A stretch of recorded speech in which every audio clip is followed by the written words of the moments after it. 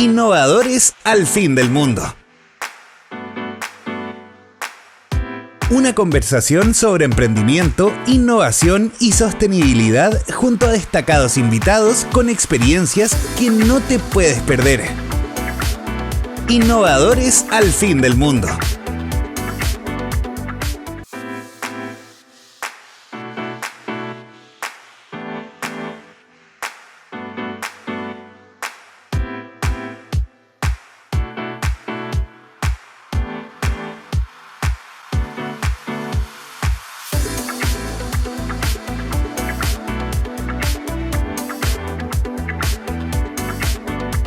Hola, bienvenidos a todos. Estamos en un nuevo episodio de Innovar al fin del mundo en esta cuarta temporada en el podcast de emprendimiento, innovación y sostenibilidad.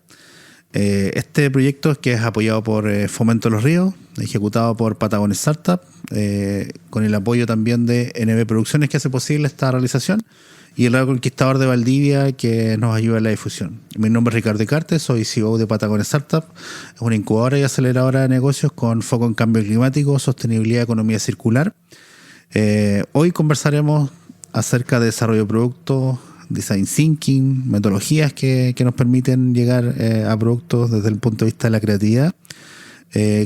Cómo se mezcla el diseño también con la cultura de estos nuevos materiales. Hoy día estamos con Alejandro Weiss de Labba. Aquí estamos en la casa de Labba. En la casa. Bienvenido, Alejandro. Gracias por aceptar la invitación al podcast. Muchas gracias a usted y a todo el equipo que hace posible esto. Bueno, Alejandro, para entrar en materia, para que nos conozca también en la audiencia, el podcast ya está en 30 países, el último conteo, así que tenemos una buena audiencia. Cuéntanos un poco de qué es Labba. ¿Qué está haciendo ahora y cuál es su quehacer? Súper. Bueno, Labba es Laboratorio de Biomateriales de Valdivia, que ya eso define, ¿no es cierto?, el contexto, el lugar donde estamos situados, acá en el sur de Chile, y nosotros nos dedicamos principalmente a la investigación, desarrollo y prototipado de materialidades de origen local, biomateriales, con un foco de sustentabilidad, regeneración y transformación de residuos locales en nuevos materiales, básicamente. ¿Y Labba cuándo parte? ¿Cuándo se gesta? ¿Partiste solo, con más socios? ¿Desde cuándo se inició el proceso? Partimos 3 personas que nos conocimos acá en Valdivia. O sea, 2 ya nos conocíamos de antes, 1 nos conocimos acá en Valdivia. Principalmente veníamos del ámbito del diseño y la arquitectura y empezamos a ver temas de alimentación. O sea, un arquitecto en alimentación está... Sí, llegamos... Y eso yo creo que tiene que ver... Primero, nosotros venimos de Santiago, entonces queríamos salir de Santiago de un poco cómo se está entendiendo la disciplina de arquitectura y queríamos abordar otros ámbitos de desarrollo, porque también entendíamos que finalmente lo que te enseña una disciplina son ciertas metodologías, procesos que uno puede aplicar en distintos ámbitos. Y algo muy de interés para nosotros eran los temas de alimentación, fermento, y Valdivia se posicionaba también como un lugar privilegiado en ese sentido porque la distribución o el acceso a esas fuentes como principales o naturales estaba muy inmediata. No había que pasar por tantos distribuidores o intermediarios. Y por lo tanto Valdivia para nosotros fue clave en ese sentido. Llegamos acá y empezamos a hacer un proceso de fermentación, de trabajar, por ejemplo, ciertos residuos de ámbitos alimentarios como el bagazo de cerveza. Y con eso después nos dimos cuenta de que también se podían hacer materiales. Y ahí conectamos con nuestro pasado disciplinar. ¿Y eso te diste cuenta acá en Valdivia? Acá en Valdivia. ¿En esa búsqueda? Sí. Sí. Oye, ¿cómo era en ese tiempo Valdivia? ¿Era consciente del fermento? Yo sé que la industria cervecera reconocía internacionalmente Valdivia, pero si hablamos de alimentación, una línea, y después ya le ponemos el componente de biomateriales, en ese momento no nada. Y de hecho las referencias que habían eran todas como del norte global, como Estados Unidos, Europa, pero experiencias muy lejanas para nuestro contexto, muchas veces muy vinculadas a ámbitos universitarios o artísticos, estaban como en esa línea, y normalmente con mucho financiamiento atrás, cosa que era como poco... no era como tan real en un contexto como Chile, más encima Valdivia, ¿no? Entonces lo que nosotros hicimos fue un poco adaptar o pensar cómo podemos realizar investigación y desarrollo material con bajo presupuesto, o sea, siendo muy creativo en el tipo de tecnología que necesitábamos utilizar para poder sacar adelante y para poder hacer investigación aplicada. Y por otra parte buscar qué fuentes podíamos tener localmente para la producción de esos mismos materiales. O sea, y ahí viene toda la parte de los fermentos. Acá se fermenta maqui, se fermenta manzana y todos esos recursos y esa experiencia que quizás no estaba tan masificada. Sí habían empresas dedicadas a esto como con cierta trayectoria, pero no estaba el mercado ya como consolidado para ese consumo, como lo es hoy. O sea, hoy ya las kombuchas, los fermentos están como en todas partes. Pero desde el punto de vista de los alimentos. Desde los alimentos. Sí. No, de los materiales todavía es algo que está como incipiente y nosotros partimos hace como 7 años, 2017, por ahí. Y todavía está como en desarrollo, todavía ha costado como insertarlo de una manera como continua. Pero ya hay trabajo y experiencias que son súper concretas y aplicadas. Sí, pero ustedes de un comienzo también se propusieron como un laboratorio pero experimental. O sea, Claro. Para mí experimental tiene que ver con el meter las manos. Estaba situado en una zona que es universitaria de investigación profunda. En definitiva, te encontraste con ese... No sé si dualidad que tiene, pero en definitiva tú llegaste con otra propuesta, de decir, oye, empecemos a experimentar o fue un poquito Sí, más yo creo paulatino. Fue paulatino, pero cuando nosotros nos aproximamos al ámbito de alimento al principio, también lo estábamos viendo desde una experiencia experimental. O sea, queríamos que sea como ya, qué cosas podemos cambiar, qué procesos podemos hacer distintos para generar un nuevo producto. Entonces, cuando empezamos a ver el tema de los materiales, también ya veníamos con esa metodología de trabajo y claro, obviamente que había que adaptarla a estos nuevos requerimientos para la producción de un material, requerimientos espaciales, requerimientos técnicos como de instrumental y también de proceso. Entonces, pero ya veníamos con un cierto como training en eso. Si le sumamos además que venimos de estas áreas más creativas llamadas, ¿no es cierto?, como de prototipado rápido, de estar constantemente como prueba y error. Arquitectura y diseño Claro. te deja hacer Entonces el error teníamos- estaba permitido y en definitiva Era parte del proceso. Claro. Entonces eso lo teníamos a nuestro favor para ir generando materiales. Y claro, lo complejo es que en el fondo acá uno no tiene no existe el material base al cual referenciarse. O sea, mi material va a estar terminado cuando se parezca al material que está en tal lugar, que se vende en tal parte. Eso no existe hoy. Entonces, en el fondo, la ruta que uno traza para poder desarrollar tu material es súper sinuosa, es como compleja, no es lineal. Y eso significa que, o la postura que hemos tomado nosotros, es trabajar en base a versiones. Entonces avanzamos, decimos, ok, esto lo empaquetamos, primera versión. Un poco hacemos algunas bajadas. ¿Y con qué partieron en ese inicio? Cuando dijiste, oye, me paso de la cocina, esto ya no es cocina, sino que ya voy a preparar un biomaterial y me acerco a eso. Partimos con fermentación de manzana, de maqui, eso fue lo primero. De ahí incorporamos polímeros en base a alga, almidones también, de papa. Y después ya nos metimos con micelio, que es hongo, y procesos como de biofabricación ya más aplicados en ámbitos de packaging o arquitectura incluso. Entonces fue como bien diverso.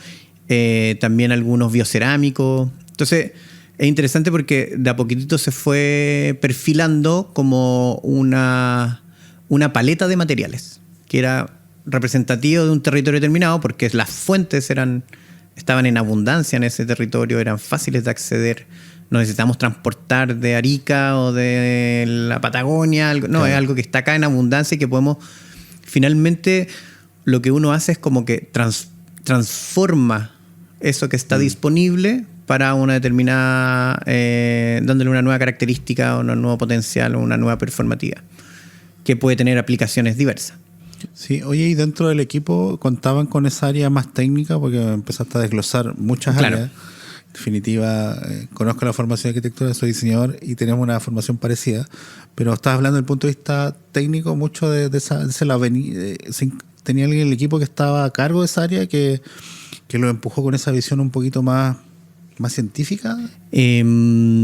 Partimos nosotros, bueno, María José, yo y Valentina, María José Besoín, Valentina Aliaga, Alejandro Valls. De ahí al año ya nos dimos cuenta de que no podíamos avanzar si no teníamos un componente, un pilar más científico, porque por más que tuviéramos muchas intuiciones del proceso, claro, o en la prueba y error sacáramos buenas conclusiones, igual uno necesita entender un poco más profundo, y ahí incorporamos a Gabriela Carrasco y Esteban Oces, bioquímica y biólogo marino, respectivamente, y con ellos sí logramos ya consolidar un poco una manera de investigar y testear materiales que tuvieran potencial.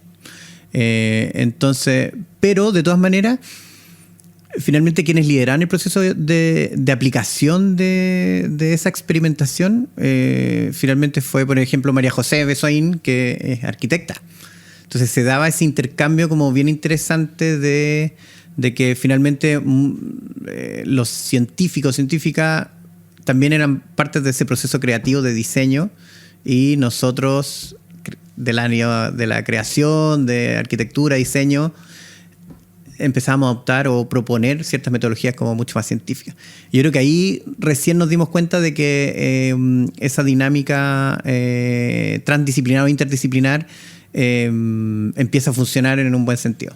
Súper interesante porque no es habitual que se permeen, claro, ambos lados, uno porque es más estructurado, más rígido, y el otro porque en definitiva, oye, cuando concretamos esto, creo que es una buena experiencia para ustedes. Le ha permitido, yo creo que hoy día, posicionarse también dentro del ámbito del biomaterial como referente. Ahí vamos a conversar un poquito de qué lugar tienen dentro del ecosistema, no solamente nacional, sino también latinoamericano. Pero hay un punto importante que creo yo, justamente tomándome ese punto que hice cuando se cruzan estas dos áreas, ustedes también toman una parte importante de la educación. Sí. De formar a otros, de compartir el conocimiento, pero justamente creo que tener ese grado de experimentación para poder lograr otras cosas. Acá vemos en tu taller que hay diferentes tipos de materiales, que me imagino que hay tiempo dedicado, experimentaciones en proceso, unos listos. Cuéntame un poquito cómo es la importancia de ustedes para traspasar ese conocimiento y educar. Sí. Bueno, el laboratorio tiene como 3 líneas de trabajo que son principales. La investigación y prototipado, que fue la inicial, ¿no es cierto? Que fue la que marcó los primeros años y que de alguna manera le ha dado un cierto ritmo de trabajo al laboratorio. Pero nos dábamos cuenta de que no tenía mucho sentido nosotros estar encerrados en nuestro espacio desarrollando nuestros materiales si es que no íbamos a tener la capacidad de mediarlos.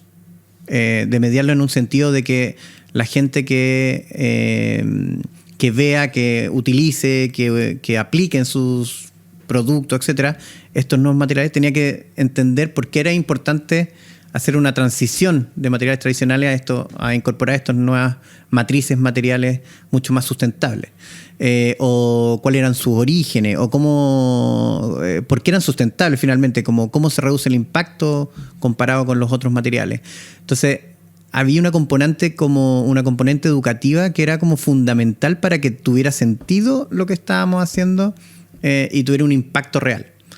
Y ahí empezamos a generar de manera muy también intuitiva procesos como de mediación a través de talleres, charlas, íbamos a colegios, fuimos a institutos profesionales, a universidades, a promover que también las distintas universidades empezaran a utilizarlos dentro de sus ámbitos de enseñanza, porque finalmente lo que uno necesita es como una masa crítica para que esto tome como un sentido de realidad y de urgencia, ¿ya? Porque la industria no lo va a tomar porque sí. Tiene que haber una presión por la demanda, o tiene que haber como una presión por lo normativo, ¿no es cierto?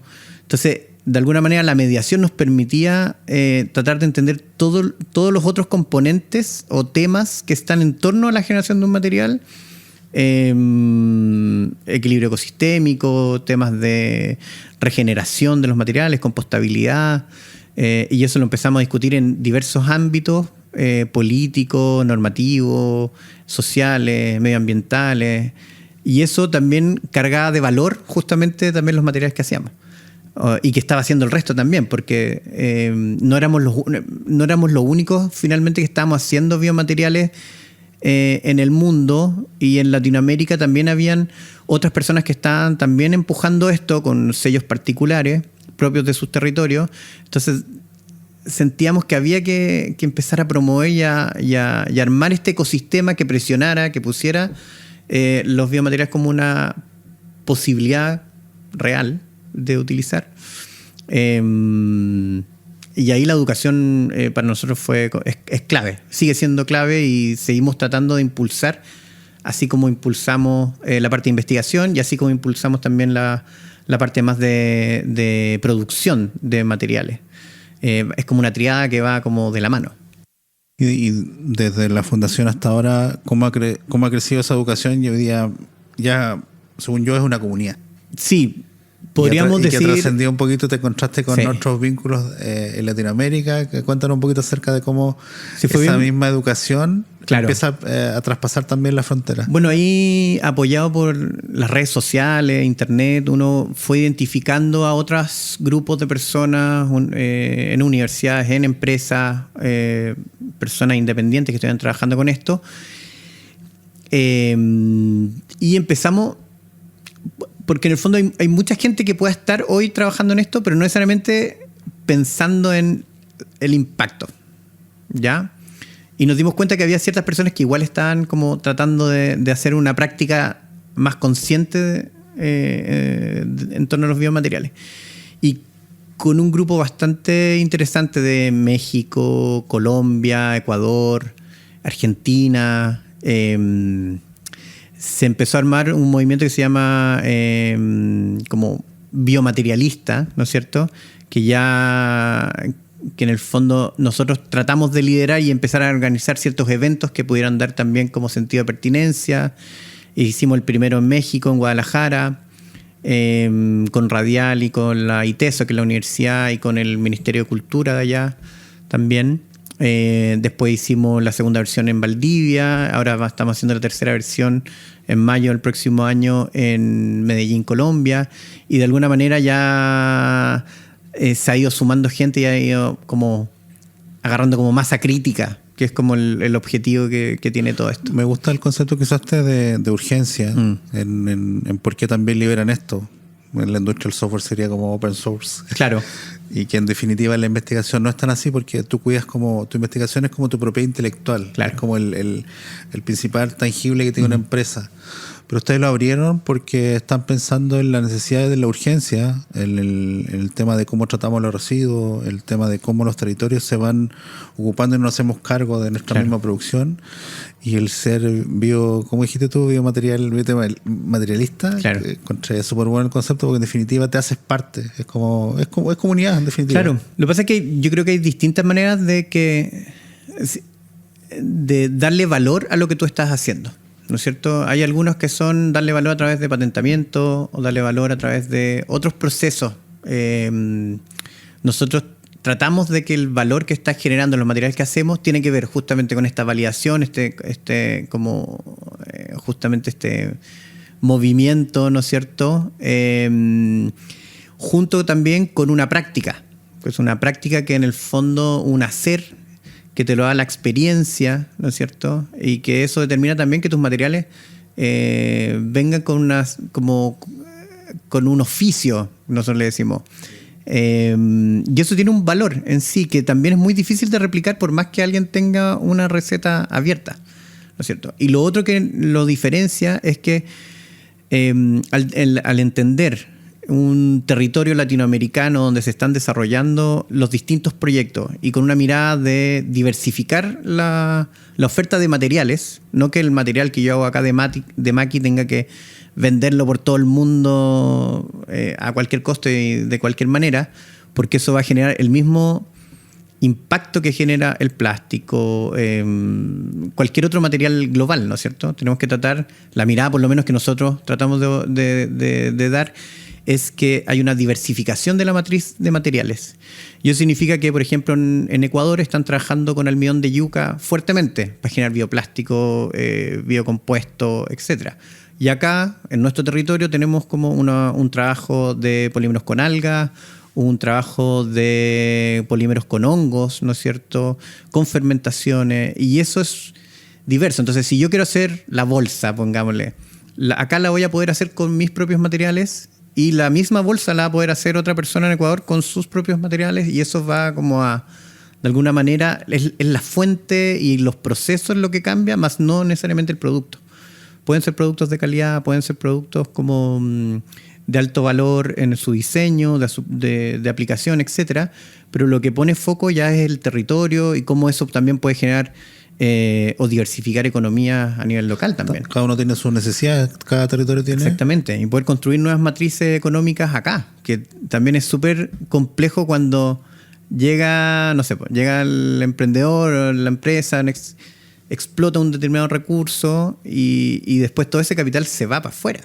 Sí, oye, entonces, ¿cómo consiguen ustedes la fábrica de estos biomateriales? ¿A qué escala llegan? Nosotros, Patagonia Startup, cuando llega algún proyecto de este tipo, nosotros hablamos de microfábricas o biofábricas que tienen una escala muy pequeña, que en realidad es como una red de fábricas que en definitiva, más que hacer la superfábrica, por el impacto que tienen. ¿Cómo lo ven ustedes en esa parte o la comunidad con la que compartes? Porque de la misma manera, o sea, ya es muy poco sustentable tener una gran fábrica. Entonces, en ese sentido es mucho mejor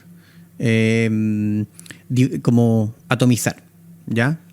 El tema es cuál es ese equilibrio, ¿no es cierto? ¿Cómo uno define qué es, hasta dónde llega esta microfábrica? Yo creo que estamos como Labba en ese proceso ahora. Acabamos de adjudicarnos el Innova Región, así que estuvo súper bien. Y eso significa para nosotros acceder a un volumen con el material de fermento de manera externa.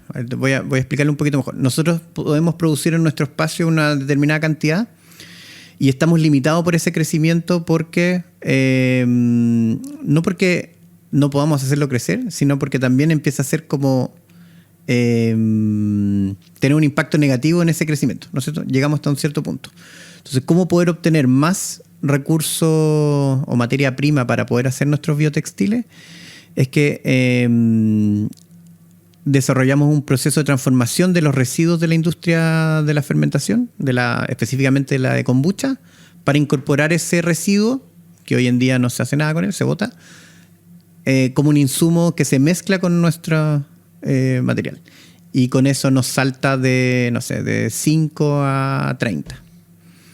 Igual considerable. Sin tener que... Y en el fondo procesar ese material para nosotros es en ese equilibrio es mucho más adecuado que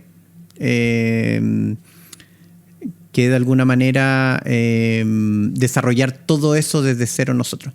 Entonces lo que estamos haciendo es definir esa cantidad de material que podemos producir mensualmente, por darte como... sin que signifique un desbalance para ambos, desde ambas partes, ¿no es cierto? Como desde el cultivo que nosotros hacemos, como también de los materiales de residuos que llegan de afuera, ¿no es cierto? Porque también que el material de residuo que están fermentando gente en Santiago venga para acá tampoco tiene mucho sentido, ¿no es cierto? Una huella de carbono gigante. Y eso se le carga el material, sí. Solo que normalmente hoy está invisibilizado, ¿no es cierto? O sea, los materiales no, en su precio y no están, no sé, la ropa llega muy barata acá, pero en el fondo la huella o el impacto que tiene humano, social, ambiental, etcétera, es tremendo. Entonces estamos tratando de evitar eso y en eso se basa nuestro cálculo, nuestro estudio de cálculo para poder decir, mira, sabes que en verdad podemos producir hasta esto máximo. O sea, estás hablando de que primero tienes un producto, entre comillas, claro, responsable, sostenible, y también estás preocupado de que la producción sea de la misma manera. Es que tiene que ser así porque si no terminamos como caricaturizando lo de sostenibilidad. Claro, somos sostenibles solamente en el material, pero... Claro.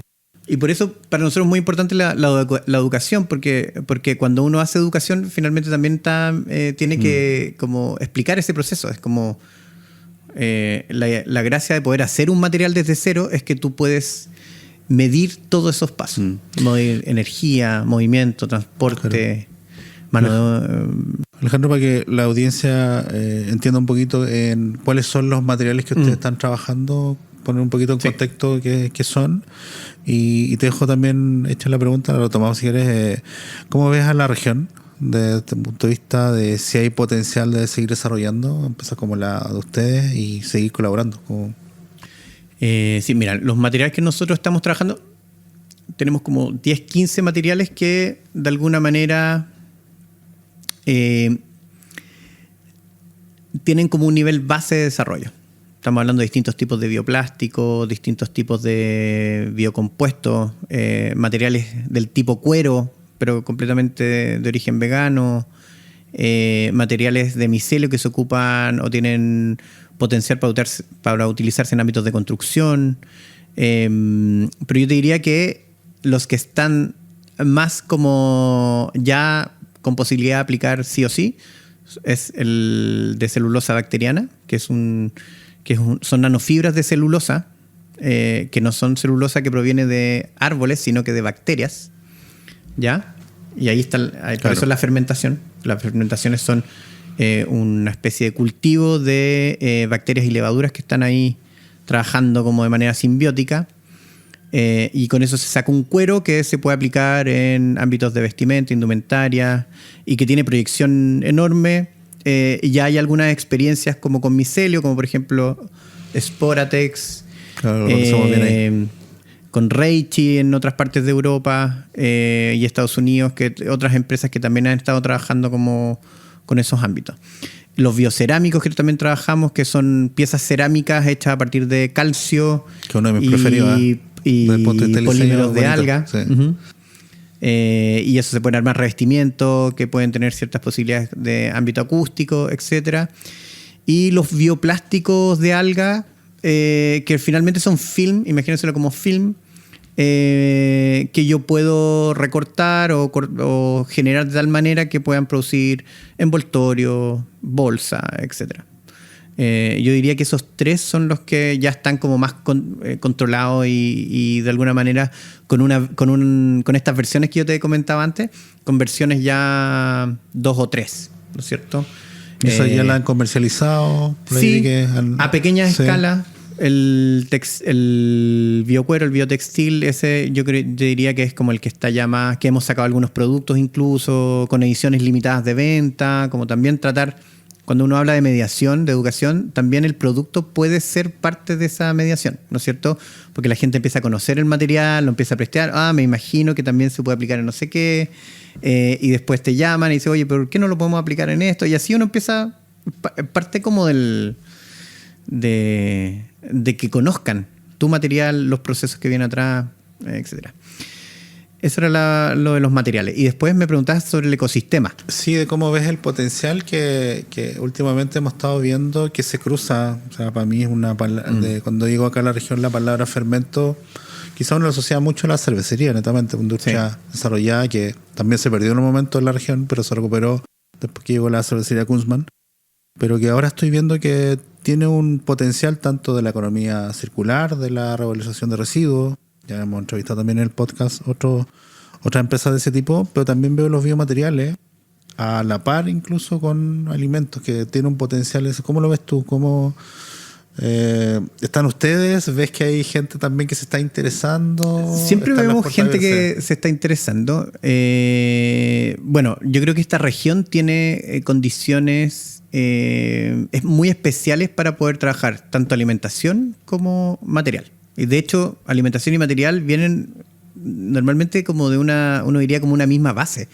Hay muchas veces, por ejemplo, los fermentos, la base, no sé, la misma, o sea, es cosecha, muchas veces tema de cosecha de fruto y hoja, que queda como de residuo que uno puede incorporar como parte de la generación de los biomateriales. O ciertos residuos agroindustriales que también se pueden incorporar. Hay ciertos polímeros de algas que se utilizan para alimentación, pero que también se pueden utilizar para materiales. Entonces ahí hay una base común y que en esta región en particular tiene mucha abundancia de eso. Pero en la práctica como que uno los ve completamente separados. Yo creo que yo creo que hay dos factores. Uno, desconocimiento, como que también poca gente conoce el ámbito de los biomateriales. Pese a que hemos hecho un esfuerzo grande, hay pocas, diría yo, que hay mucha sorpresa todavía. Aún que llevamos casi 10 años como en esto, todavía hay mucha sorpresa cada vez que nosotros vamos a mostrar algo. Es como, wow, y eso ya debería estar, ya no debería ser nuevo, de hecho. Claro. ¿Cierto?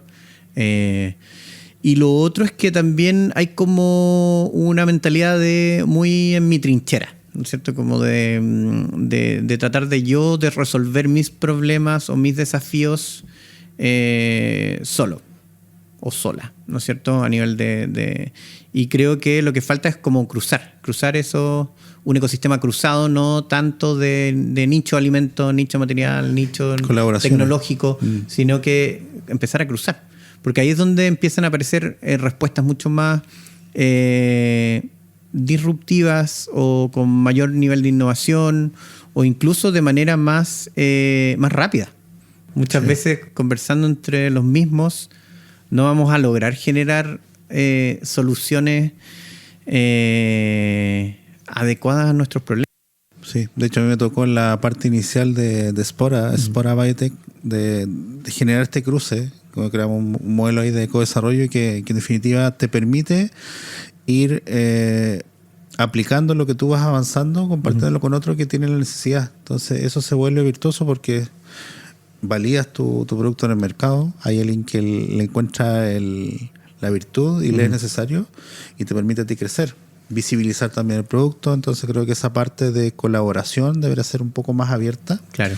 Creo que a todos nos debería... Tenemos que hacer un poquito cargo de cómo comunicamos esto y conectamos los puntos. Y bueno, esto es una de las formas es comunicar, de abrir Claro. esta conversación e invitar a la gente que pueda ser parte también de eso. Y el hacer. Yo creo que ahí una componente que falta quizás de todos estos procesos de las instituciones que están y organismos que están tratando de promover y apoyar estos ecosistemas, es cómo hacer instancias que sean también de hacer. Más que de pensar o de lo reflexivo. De accionar, como nos gusta Claro. decir nosotros, sí. Que incorporar ese elemento, o sea, si es que, no sé, vamos a cruzar dos empresas distintas, bueno, ¿cómo podemos desarrollar prototipos o, aunque sean muy básicos, pero que nos puedan dar luces de soluciones interesantes? De hecho, una de las cosas que más nos costó, por ejemplo, para el tema de los bioplásticos, para poder incorporarlos en maquinaria que hoy ocupa el plástico, el pellet tradicional de petróleo, fue empresas que nos permitieran utilizar sus máquinas para poder hacer los testeos. No nos querían, en ninguna parte nos querían, tuvimos que ir a Argentina a que nos testearan. Se echaba a perder la máquina. Yo creo porque primero no hay espacios para testear directamente. Sí. Hay ciertos laboratorios, está CIPA en Concepción, pero si uno quisiera testear algo un poco más específico, no hay, o está muy a escala, muy laboratorio, pero si uno quisiera testear como más a nivel como de una producción, como sí lo hay en la industria de la alimentación, o sea, las maquilas. Hay empresas que se dedican a hacer tu maquila como para testear y para probar los espacios que tenemos acá en la región parten con eso. Entonces uno podría decir, bueno, para materiales también podrían haber cosas así, o qué necesitamos para cruzarlo. Interesante eso, porque en definitiva hay un potencial regional, tenemos las materias primas, tenemos a veces las ganas de qué queremos hacer con la región y es cosa de empezar a unir los puntos, decir dónde están las necesidades, así que está interesante esa parte. Estamos conversando acerca de biomateriales y el potencial que tiene también la región. Ahora en esta parte del podcast, Alejandro, vamos a conversar acerca un poco de cómo traspasamos el conocimiento, quizás la experiencia que tienes tú en desarrollar productos. Aquí nos tomamos un poquito del design thinking que conocemos los dos muchas veces, de cómo pasamos de la idea al prototipo y también cómo cruzamos las oportunidades, porque en definitiva ustedes están experimentando. Tiene una idea inicial de lo que quieren hacer, pero no necesariamente se va a conectar con una oportunidad. ¿Cómo ven ustedes pasar de esta idea que están, digamos, cocinando casi literalmente a un producto y después la cruzan con una oportunidad? ¿Cómo es el mismo tiempo o se van cruzando también? ¿Cómo pasamos de la idea al prototipo? Claro. Es distinto, va separado, pero va integrado. Es raro. Me voy a explicar. En la parte como de desarrollo, como de investigación material, lo que uno hace es tratar de estabilizar una determinada fórmula para generar un lienzo o un material compuesto, ¿no es cierto?, más tridimensional, podríamos decir, primero. Entonces lo que uno hace es primero es encontrar ese equilibrio de todos los ingredientes, de todos los procesos para llegar a algo estable. Y esa estabilidad de alguna manera te arroja ciertas características, ya sean performáticas o morfológicas del material que tú estás desarrollando. Entonces, después de obtener eso, uno va viendo qué aplicaciones puede tener. Entonces, no es que uno ponga quiero desarrollar esto y después va hacia atrás. Eso por una parte. Voy a hacer como un paréntesis. Lo que pasa es que después, cuando tú ya vienes haciendo esto mucho tiempo, muchas veces, tú ya te puedes saltar partes. Entonces tú ya puedes intuir de manera muy temprana de que este material que yo estoy trabajando ya puede tener aplicaciones hasta cierto punto. ¿Ya? Pero eso te lo da un poco la experiencia. Pero nosotros, como estamos constantemente tratando de armar formulaciones nuevas, desarrollar nuevos materiales, el proceso viene primero en la estabilización. Y eso es súper interesante porque uno se mete en ámbitos bastante como químicos, de reacciones, de procesos, ¿no es cierto?, de cambios de temperatura, incluso el secado es un tema bastante complejo en la generación, en la estabilización de materiales. Y después, por ejemplo, nuestro biotextil, normalmente nosotros teníamos, por decirte, 10 tipos de formulaciones, y para poder llevarlo a producto, nosotros decimos, ok, esto se limita a 1 o 2 versiones, uno más gruesa con ciertas características, uno más delgada con ciertas características, y se ofrece así al mercado para armar colaboraciones aplicadas en vestimenta, accesorios, vestuario, etcétera, o para incluso temas de packaging, etcétera. Entonces, un poco... no todos los materiales se trabajan iguales, pero sí más o menos hay una metodología de fases de estabilización, de entendimiento performático y de posibles aplicaciones. Y de todas maneras igual hay como un perfil hacia dónde deber apuntar. Es como decir, oye, estoy trabajando con algo que podría ser un poco textil y podría tener una variación de... Claro. Pequeña hacia un material. Claro, es que después, entendiendo esa ruta, uno empieza a hacer las modificaciones. Entonces, como uno ya sabe que el material base se comporta de ciertas características, si yo quiero darle más flexibilidad, modifico esto de tal manera, tantos porcentajes, se modifica, ¿no es cierto? Si yo quiero darle más control o un volumen de tal manera, o que sea más liviano porque el transporte genera como te cobra por peso y volumen, etcétera, entonces ya lo modifico y lo empiezo. Pero ese entendimiento base uno tiene que construirlo, ¿no es cierto? Tiene que generar esa información en el ámbito que nosotros nos desenvolvemos, claro, que es la generación de nuevos materiales con foco biológico. Entonces es interesante porque muchas veces es generar toda una línea de información que puede que todavía no sepas para dónde puede ir, ¿no es cierto? Es como, y en la medida que tú vas saliendo o generando versiones, como decíamos antes. El biotextil llegó hasta este punto, lo empaquetamos para que, por ejemplo, tenga estos dos tipos de posible venta. Se aplica, esa aplicación después nos da feedback, porque quizás se rompió en no sé qué punto, que cuando hay mucha temperatura le empieza a generar no sé qué, y eso vuelve como un input, ¿no es cierto?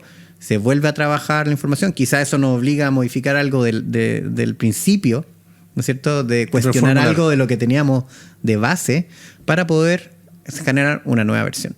Y así hemos ido. Entonces es un proceso que es muy poco lineal, sino que es muy de prueba y error. Podríamos entender que de una idea a un prototipo tampoco es una sola versión, sino que son varias. Varias. Y yo lo recomiendo ver así porque si es que la persona que quiere desarrollar su producto, emprendimiento, etcétera,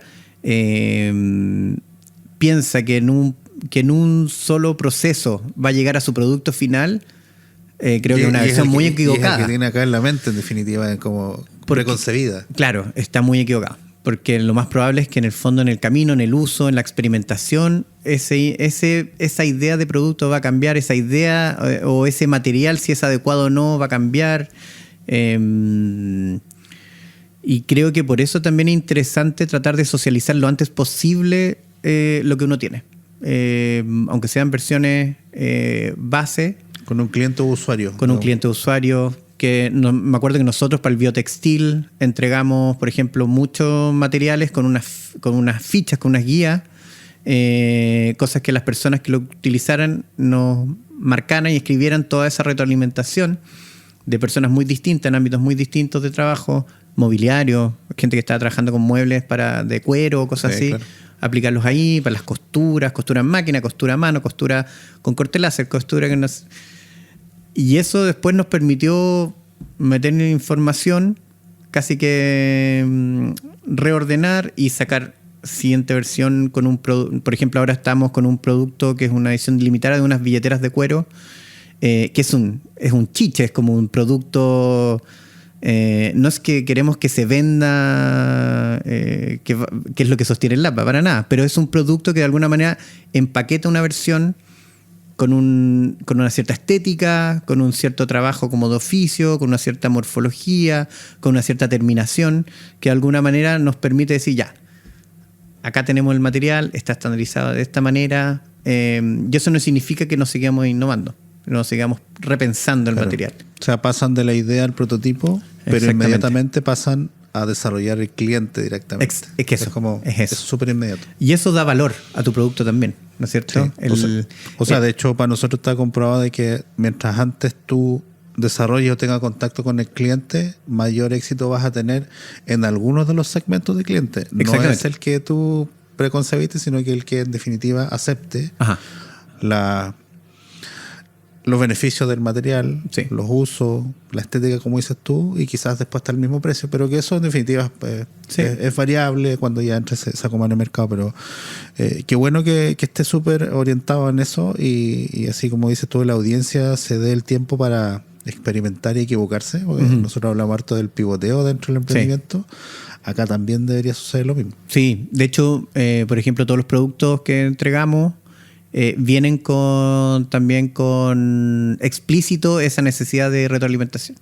Entonces generamos canales, o sea, yo no solamente te entrego tu producto para que tú lo ocupes, sino que también tú te transformas en una especie de testeador del producto y queremos tu información, ¿no es cierto? Queremos tu experiencia, queremos saber qué le pasó, que se rompió la costura, no sé qué. Ah, mira.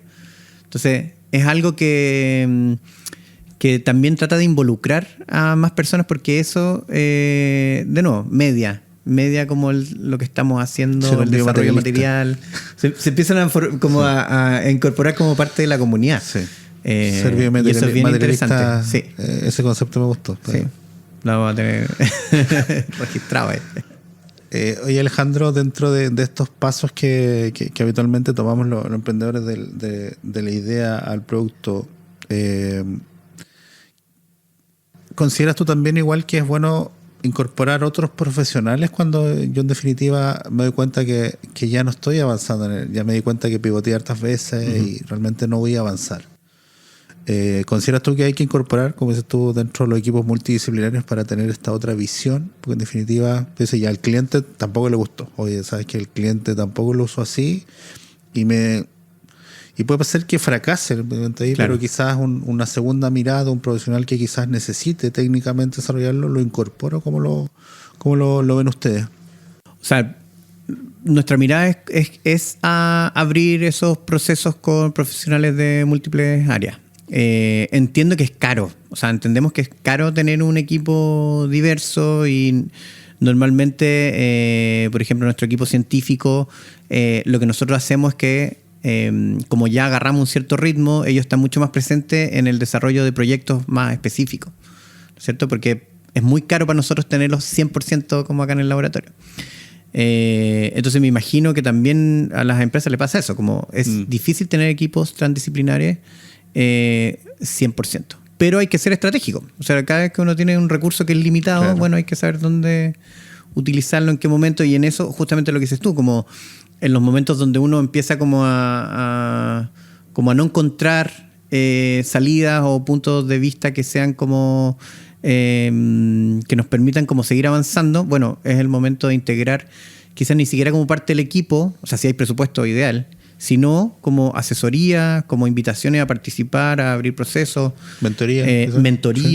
Sí. Hay una serie de alternativas que no necesariamente son que involucran un costo muy elevado para las empresas de emprendimiento. Una transacción. Exactamente, y que son como que permiten como remecer lo que uno está trabajando, ¿no es cierto? Porque muchas veces uno va como trabajando así como caballo carrera, como tratando de avanzar hasta para que me resulte, y no estoy tomando ciertas perspectivas ni del problema, ni del desafío, ni de quizás la parte más técnica.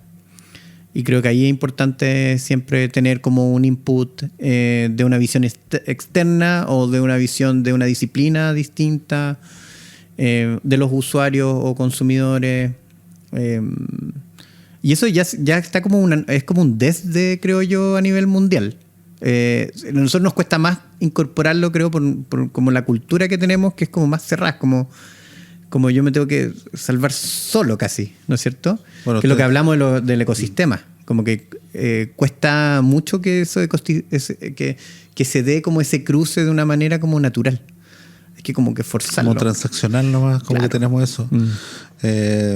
Alejandro, también para la audiencia de los emprendedores, ¿qué inspira hoy día a Alejandro? O si tienes algún mentor que esté siguiendo algo o alguien que esté escuchando y diga, hoy sabes que el tema de los biomateriales lo escuché, lo estoy experimentando recién, tengo que seguir a alguien, o sigan a Alejandro Weiss en redes, no sé. Bueno, sigan a Somos Labba en Instagram, en redes, pero hay varias personas que nos gusta mucho como referenciar, depende en qué ámbito estés. Si estás comenzando, de México hay muy buenos mentores en esta línea.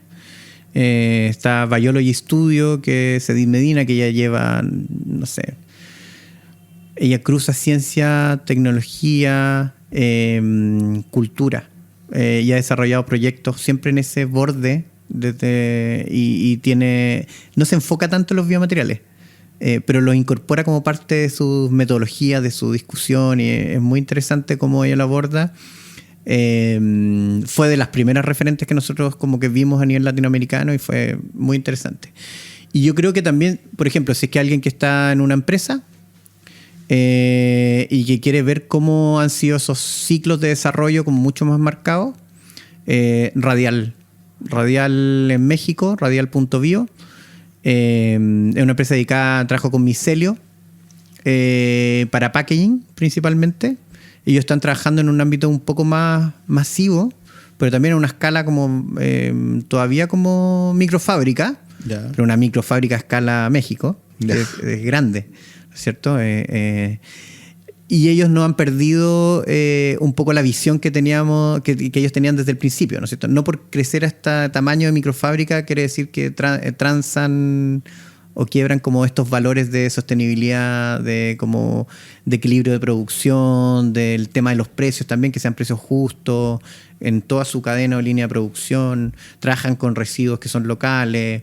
Entonces tienen como todos estos valores ya en una escala como microfábrica.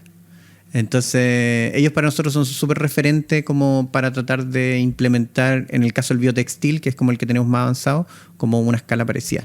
Entonces radial.bio en Instagram son súper referentes. Lo vamos a agregar ahí sí. Los créditos. Búsquelo. Bueno, Alejandro, estamos llegando al final del podcast. Yo creo que nos vamos a quedar conversando toda la tarde. Está súper interesante la conversación. Agradecemos que nos hayas acogido acá dentro del laboratorio de Lamba, que ahí vamos a mostrarles también un poco en imágenes acerca de qué es lo que están construyendo, obviamente, qué es lo que se puede mostrar. Y felicitaciones, Alejandro, por todo lo que están haciendo. Creo que es una súper buena iniciativa desde que se gestó hasta lo que es ahora. Y lo que más me quedo yo es la colaboración. La colaboración de cómo se abre el conocimiento y esto arma comunidad. Así que te agradezco que nos hayas aceptado. Gracias a ustedes por la invitación y este espacio para conversar en profundidad. Listo, Alejandro. Así que despedimos un capítulo más de Innovadores al Fin del Mundo en esta 4ª temporada. Nos vemos en el próximo episodio. Chau. Proyecto apoyado por Fomento Los Ríos, Patagonia Startups, MB Producciones y Radio El Conquistador de Valdivia.